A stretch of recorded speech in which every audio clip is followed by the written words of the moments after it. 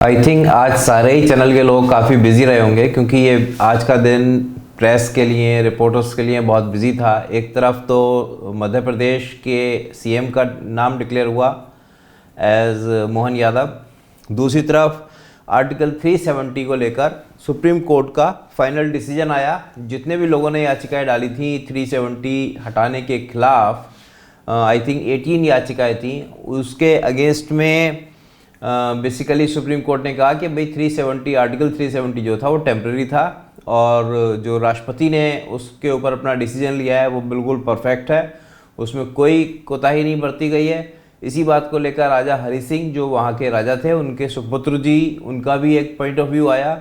उन्होंने कहा कि ठीक है, अब जो होना था हो गया और सुप्रीम कोर्ट का डिसीजन आ गया है, अब इसको कोई चेंज कर नहीं सकता है।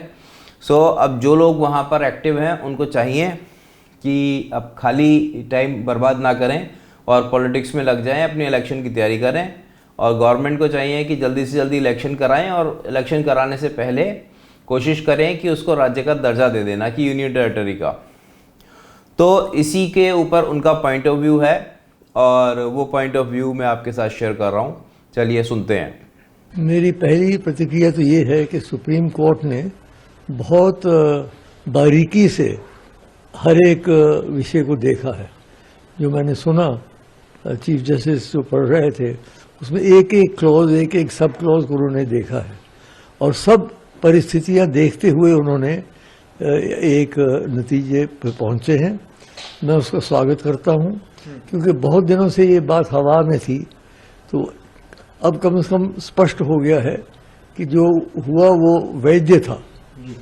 राजनीतिक रूप से चाहे कोई समझे कि नहीं होना चाहिए था वो बात और है, लेकिन लीगल दृष्टिकोण से, न्यायिक दृष्टिकोण से वो वैध है। एक तो बात ही हो गई।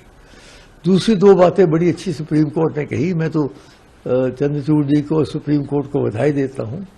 एक तो उन्होंने कहा कि जल्द से जल्द हमारी स्टेटहुड फिर से मिलनी चाहिए। मैं आरंभ से कह रहा था कि जो जम्मू कश्मीर को काट के दो हिस्से में करके और इसको यूनियन टेरिटरी बना दिया, वो हमें स्वीकार नहीं था, किसी को भी, किसी के गले से नहीं उतर रही थी। क्योंकि जम्मू कश्मीर एक बहुत विशेष राज्य था। पहले कहते थे ये मुकुट है, ये भारतवर्ष का ये है, और मुकुट क्या रहा, फिर हरियाणा और हिमाचल से भी नीचे आ गए, यूनियन टेरिटरी बन गए। तो वो जल्द से जल्द, मैं समझता हूँ, मेरी मोदी जी से भी यही प्रार्थना होगी कि अब वो जल्द से जल्द राज्य का दर्जा दे दें। ये जरूरी नहीं कि पहले चुनाव हो फिर उसके बाद राज्य का दर्जा दिया जाए, बल्कि अगर चुनाव हो तो राज्य के लिए हो, यूनियन टेरिटरी के लिए क्यों हो।